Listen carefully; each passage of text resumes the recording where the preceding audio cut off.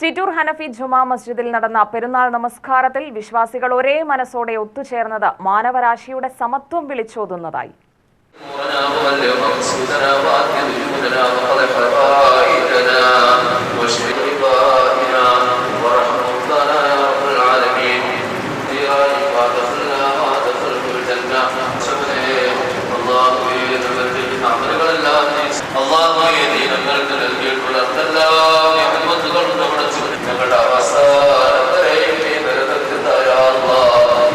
രാവിലെ 8:30 പെരുന്നാൾ നമസ്കാരം തുടങ്ങിയത്.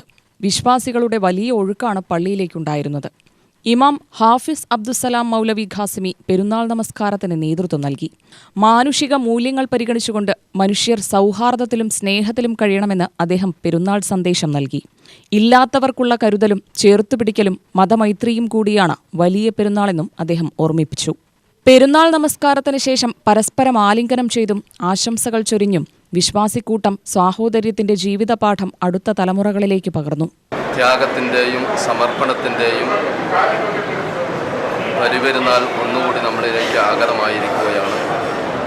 പതിറ്റാണ്ടുകൾക്ക് മുമ്പ് ജീവിച്ച ഒരു മഹാപുരുഷൻ്റെ ജീവിതം അനുസ്മരിച്ചും അയവിറക്കിയും കൊണ്ട് വരുന്നതായ ഒരു സുദിനമാണ് ഈദുൽ അദ്ഹ എന്നുള്ളത്. പ്രത്യേകിച്ചും ഇന്നത്തെ ദിവസം നമുക്ക് നൽകുന്ന സന്ദേശം ഇലാഹി, അതായത് ഏകദൈവ വിശ്വാസം ഊട്ടിയുറപ്പിക്കാൻ വേണ്ടി പതിറ്റാണ്ടുകൾക്ക് മുമ്പ് ഒരു പ്രവാചക കുടുംബം അനുഭവിച്ച ത്യാഗത്തിൻ്റെ കഥകളാണ് നമുക്ക് ഇന്നത്തെ ദിവസം അനുസ്മരിക്കാനുള്ളത്. ഒരു വിട്ടുവീഴ്ചയ്ക്കും തയ്യാറാകാത്ത രീതിയിൽ എല്ലാ നീചത്തരങ്ങളെയും ആധർമ്മികമായിട്ടുള്ള എല്ലാ കാര്യങ്ങളെയും നിരുത്സാഹപ്പെടുത്തി മനുഷ്യൻ്റെ മൂല്യങ്ങൾക്ക് വില കൽപ്പിക്കുന്ന രീതിയിലുള്ള ഒരു ജീവിതമാണ് ലോകത്തിന് പുണ്യപ്രവാചകൻ സംഭാവന ചെയ്തിരിക്കുന്നത്.